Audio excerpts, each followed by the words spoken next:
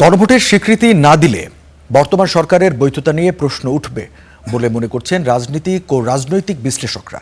Syrup মিলনায়তনে জুলাইয়ে সাংবিধানিক স্বীকৃতি সরকার ও নতুন সংসদ সদস্যদের কাছে নাগরিক প্রত্যাশা বিষয়ে এক গোলটেবিল আলোচনায় একথা বলেন তারা।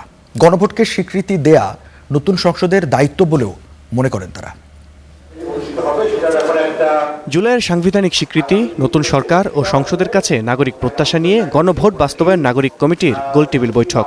এতে উঠে আসে সংকট সমাধানের নানা পথ মত।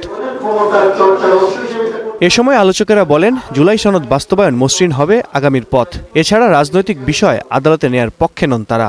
সরকার বাংলাদেশের জনগণের কাছে এখন বাধ্য, এটাই আপনার ম্যান্ডেট, এটাই আপনার বৈধতা। উল্টো আপনারা যে বৈধতার প্রশ্ন তুলছেন এই গণভোটে জুলাই সনদ বাস্তবায়ন আদেশে, এটা আপনারা আসলে কেঁচোপুর থেকে সাপ বের করার মতো একটা অবস্থার মধ্যে দিয়ে নিয়ে যাচ্ছেন বাংলাদেশকে। আমরা একটা সুষ্ঠু নির্বাচন আশা করেছিলাম। বাংলাদেশের জনগণ এই জাতীয় ম্যানেজ ইলেকশন বা আপনার তৈরি করা নির্বাচন তারা ক্লান্ত।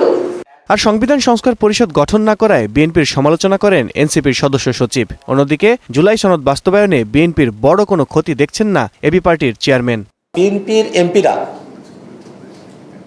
শপথ গ্রহণের দিনই জুলাই সনদ বাস্তবায়ন আদেশ লঙ্ঘন করেছেন, তারা আইনের ব্যত্যয় ঘটিয়েছেন। আমরা সবাই সম্মিলিতভাবে প্রধানমন্ত্রীর সাথে সাক্ষাৎ করতে পারি, ওনাকে একটা সমঝোতার প্রস্তাব দিতে পারি যে দেখেন, জিদাজিদি করে কোনো লাভ নাই, রাজনৈতিক বিষয়কে আদালতে নিয়ে গিয়ে কোনো লাভ নাই।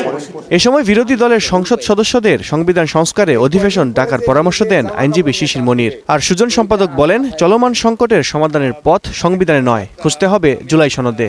সংবিধানের মধ্যে এই সমাধান নাই, কারণ আমরা ভুলে যাই যে গত সরকারটা এসছে গণঅভ্যুত্থানের ভিত্তিতে, সংবিধানের ভিত্তিতে নয়। আইনে বলা আছে সংবিধান সংস্কার সংক্রান্ত কোনো প্রস্তাব অনুমোদনের জন্য পরিষদের মোট সদস্যদের সংখ্যাগরিষ্ঠ ভোটে সিদ্ধান্ত গৃহীত হইবে।